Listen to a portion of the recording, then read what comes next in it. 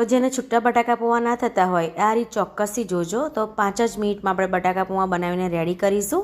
તેના માટે મેં બટાકા કટ કર્યા, સાથે ટામેટું કટ કર્યું, લીલા મરચાં કટ કર્યા અને ડુંગળી પણ મેં કટ કરી લીધી છે. તો આ રીતે બટાકા, ડુંગળી, ટામેટાં અને લીલા મરચાંને કટ કરી લઈશું. હવે મેં બટાકા પૌવાના જે પૌવા આવે છે એ લીધા છે. આ રીતે પેકેટ આવે છે, માર્કેટમાં ઇઝીલી મળતું હોય છે. તે ક્લીન પણ આવે છે અને સારા પણ આવે છે. સ્પેશિયલ પૌવા આવે છે ને બટાકાના, એટલે ખાવામાં સરસ લાગે છે.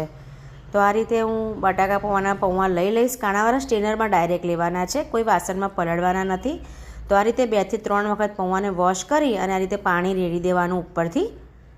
હવે એને 2 થી 3 મિનિટ માટે ઢાંકી દેવાના સાઈડ પર, ત્યાં સુધી આપણે વઘાર કરી લઈશું. તો એક નોનસ્ટિક પેન લીધું છે, એમાં હું ઓઇલ એડ કરીશ. તો પૌવા તમે આ રીતે કાણાવાળા સ્ટેનરમાં જ ડાયરેક્ટ પાણીથી કરશો ને તો બહુ જ સરસ એવા છૂટા થશે અને ખાવામાં પણ ટેસ્ટી લાગશે.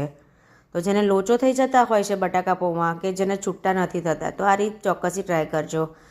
હવે ઓઇલ હીટ થાય એટલે રાઈ અને જીરું એડ કરવાનું છે. સાથે આપણે જે સબ્જી કટ કરી એ એડ કરી દઈશું. સાથે મીઠું એડ કરીશું. ઘણા લોકો વટાણા પણ એડ કરતા હોય છે, પણ મારા ઘરમાં વટાણા ઓછા ભાવે છે એટલે મેં બટાકા પૌવામાં એડ નથી કર્યા. હવે મીઠું એડ કરી અને થોડીવાર ઢાંકી દઈશું આપણે, એટલે સરસ ફટાફટ કૂક થઈ જશે સબ્જી.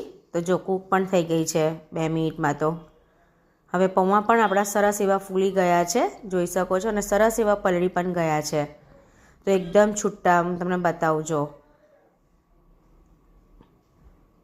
છે ને, એકદમ છૂટા. તો આ રીતે ચોક્કસથી ટ્રાય કરજો.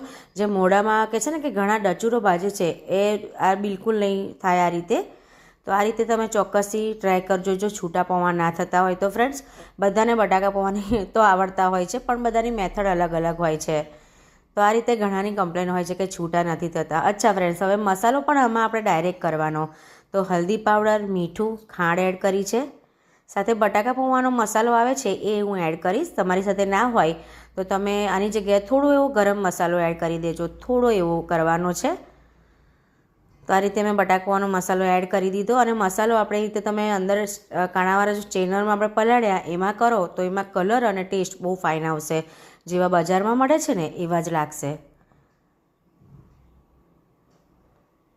બધું સરસ મિક્સ કરી દઈશું.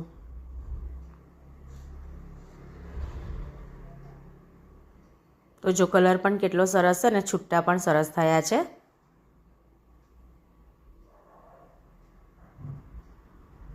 હવે લીંબુ એડ કરી દઈશું લાસ્ટમાં. તો બટાકા પૌવા તો લીંબુ થોડું આગળ પડતું ગળપણ અને ખટાશ આગળ પડતી હોય ને તો ફાઇન લાગે છે બટાકા પૌવા. તો બસ રેડી છે આપણા છૂટા એવા સરસ બટાકા પૌવા. લાસ્ટમાં થોડા ધાણા એડ કરી દઈશું. તો ફ્રેન્ડ્સ, મારી રેસિપીઝ ગમતી હોય તો લાઇક, શેર અને સબસ્ક્રાઈબ જરૂરથી કરી લેજો. સાથે હાઇપ કરી લેજો. અને જે પ્રોડક્ટ આપેલી છે એમાંથી તમે ખરીદી પણ શકો છો. એમાં તમે ટચ કરશો એટલે એ લિંક ઓપન થઈ જશે.